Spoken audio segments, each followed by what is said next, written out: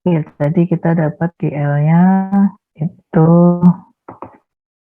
1486 kilogram per meter. Ya.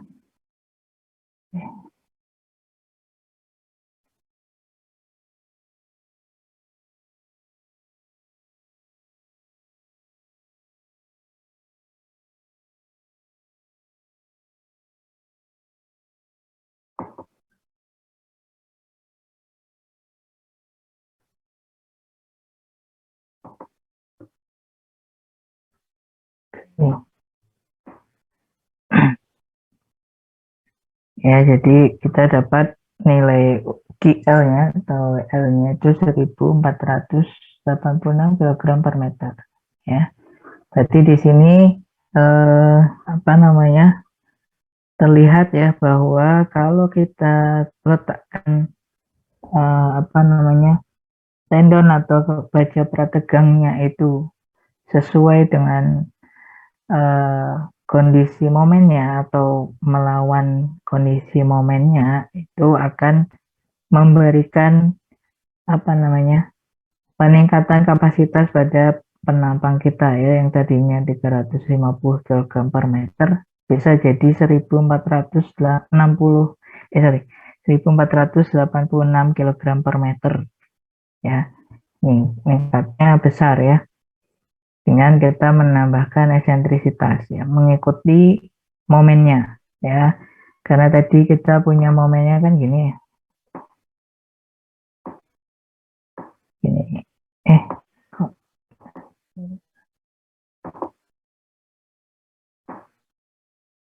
kayak gini? Momennya kan seperti ini. Kita carinya di tengah bentang kan tadi. Kita carinya di tengah bentang.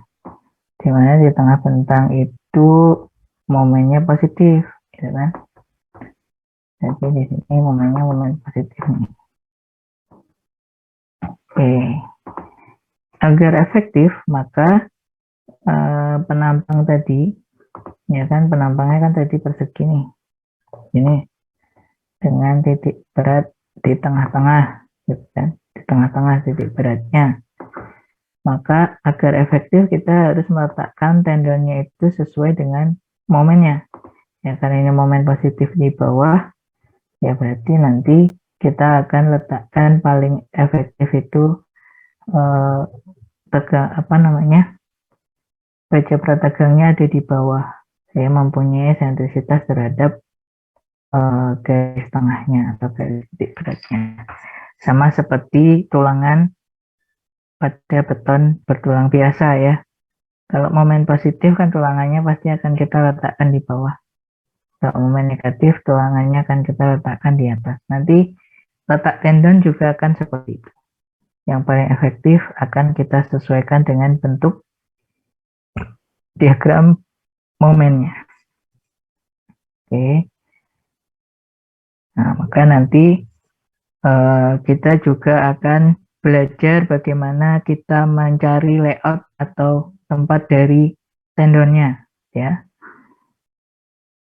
Karena harus menyesuaikan momen. Ya, contohnya misal kalau kita punya momennya,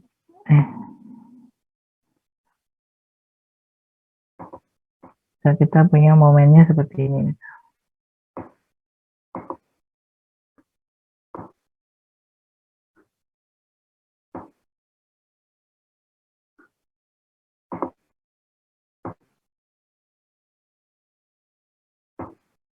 Ini,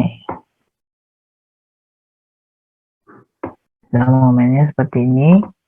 Maka yang paling efektif adalah nanti di tumpuan letak tendonnya bukan di bawah tapi di atas karena momennya negatif. Gitu ya. Sedangkan di lapangan nanti tendonnya letaknya di bawah ya. Seperti ini. Jadi mengikuti layout dari momennya ya. Ini membuktikan juga ya, contoh soal 1 dan 2 ini membuktikan juga perihal letak tendon ini sangat berpengaruh pada apa namanya kapasitas atau besarnya kapasitas balok bertanpa tegang kita. Oke, sampai di sini dulu. Ada pertanyaan mungkin?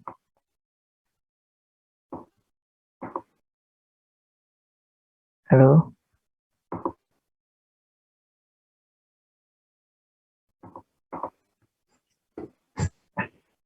Ada yang masih belum bisa dipahami atau masih bingung dari contoh soal 1 dan contoh soal 2 yang kita bahas?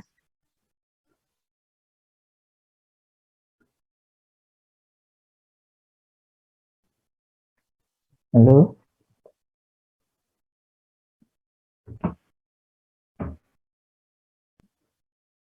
Ya,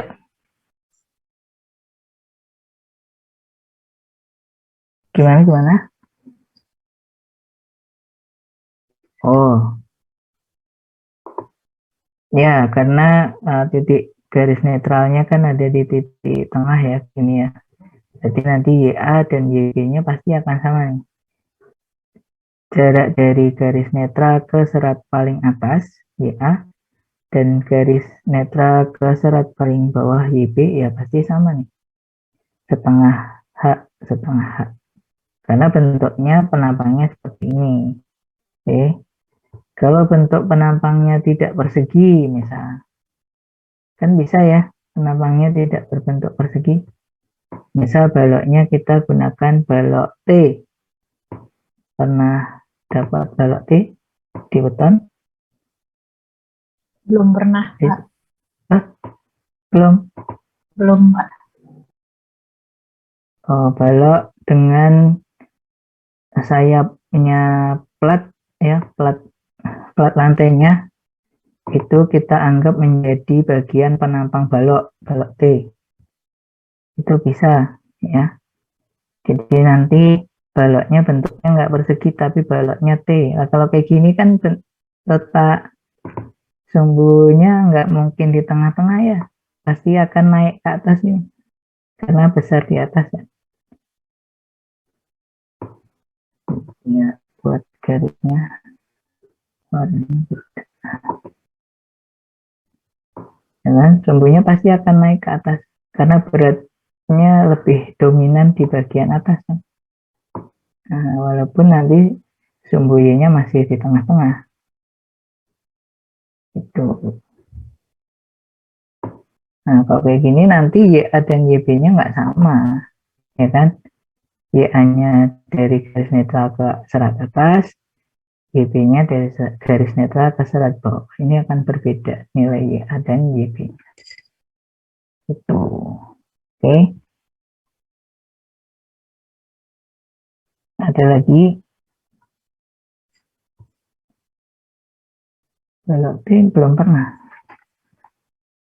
Berarti belum pernah ngitung ini ya, belum pernah ngitung lebar efektif dari balok T dengan flank plat lantainya atau sayap plat lantai.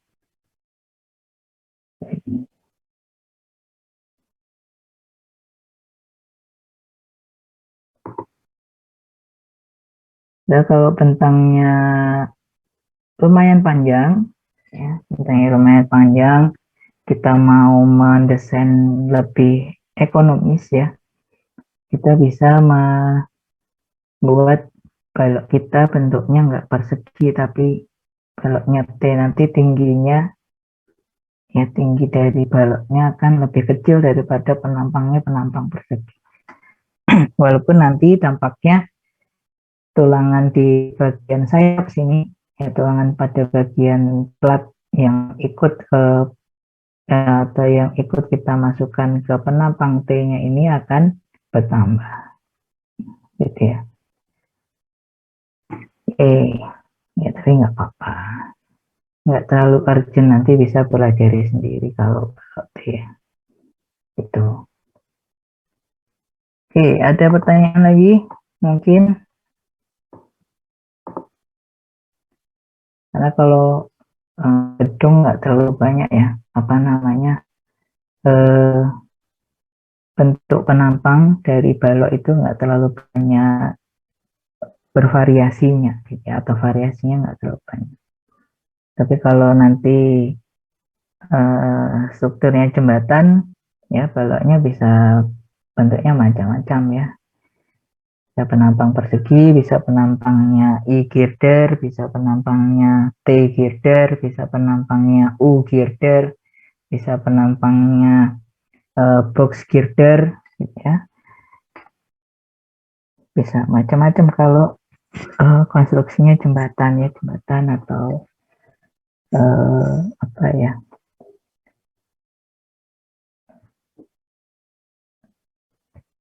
tuh. Oke, ada lagi mungkin pertanyaan atau komentar?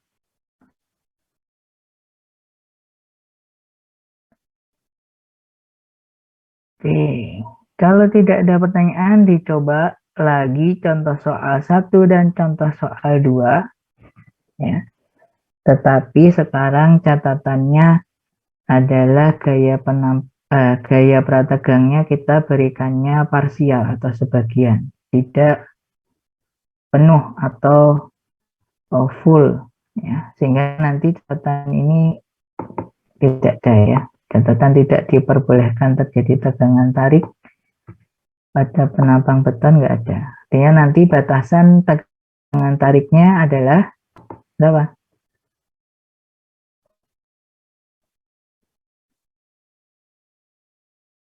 Batasan tegangan tariknya berapa? Kalau kita kan pasti nanti ngitungnya masih di tengah bentang ya. Tuh, di tengah bentang. Berarti batasannya adalah berapa tegangan tariknya?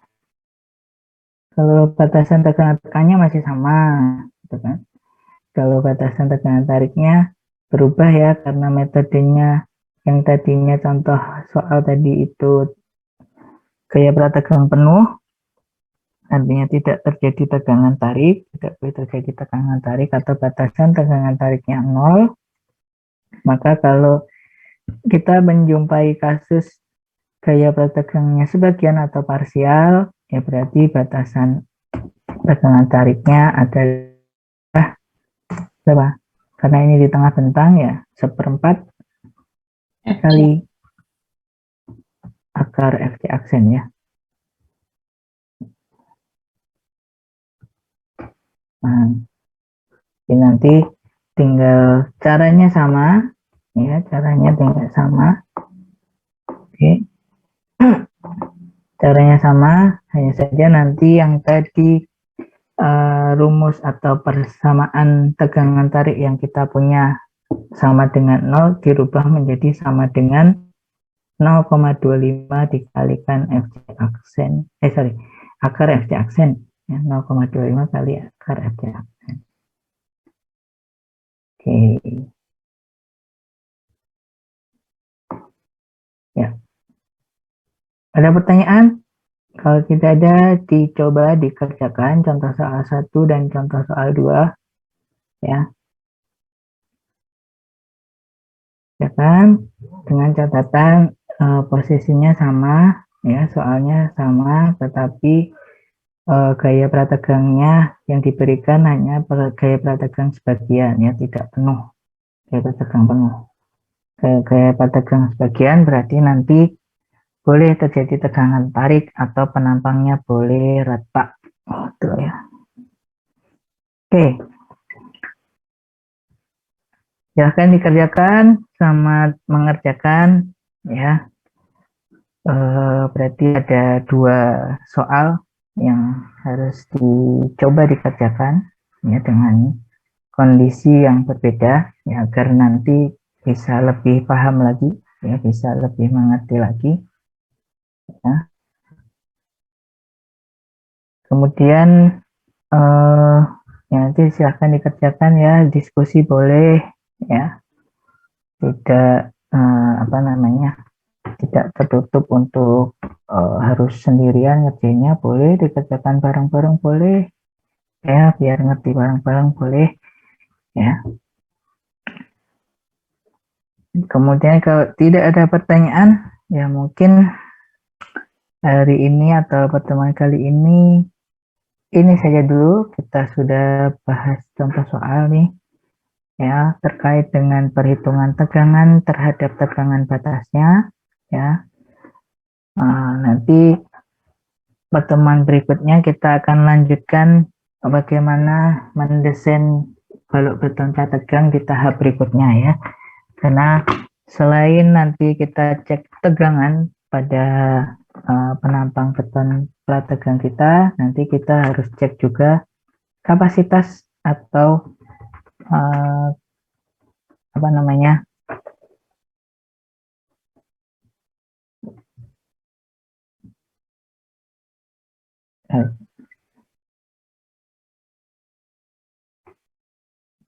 kekuatan penampang nominal, ya, atau kalau dalam ini lenturnya itu berarti MN, ya, berarti nanti harus kita cari MN-nya, ya.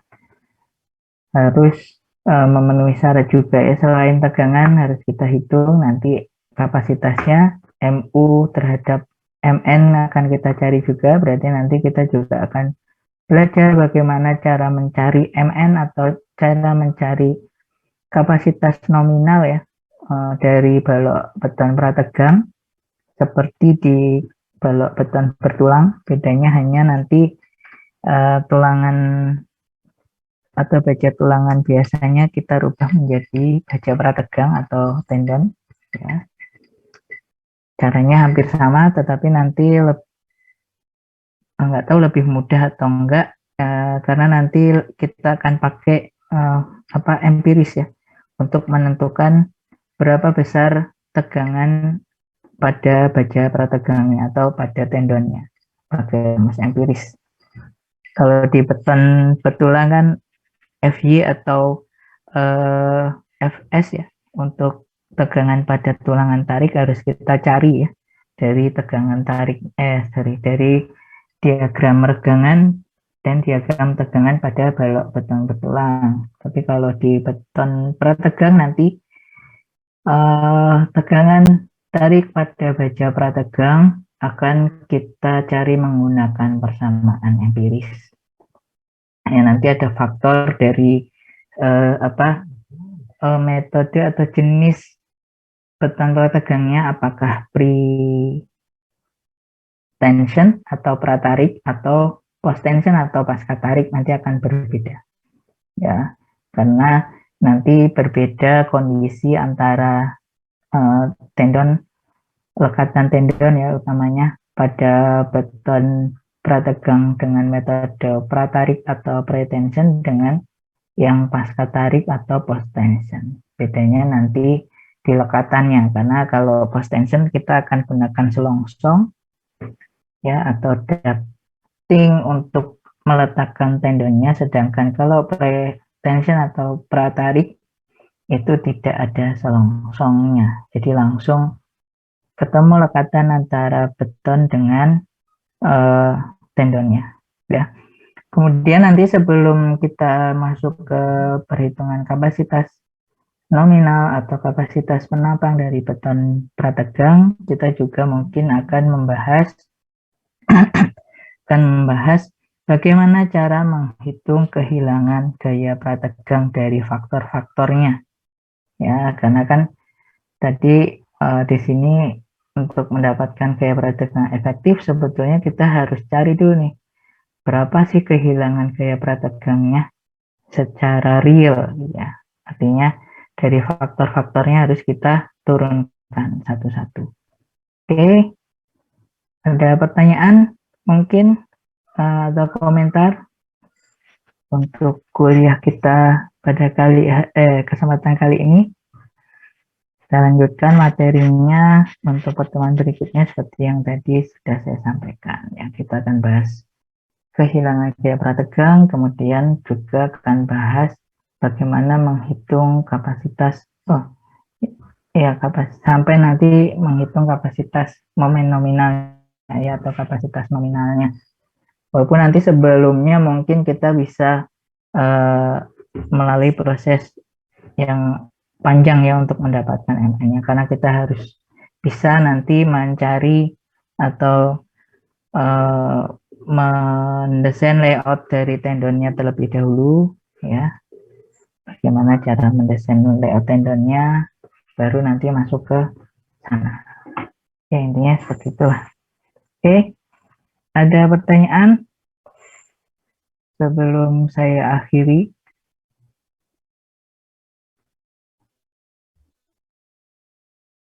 Ya, halo, ada? Belum, Pak, belum ada.